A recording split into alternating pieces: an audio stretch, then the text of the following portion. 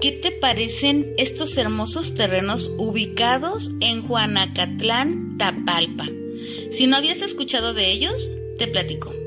Están ubicados a 25 minutos antes de llegar al centro de Tapalpa, o también están a 20 minutos después de Atemajac de Brizuela o a 15 minutos pasando Ferrería de Tula. ¿Qué te parecen estas hermosas vistas? Además de un excelente precio que tenemos para ti.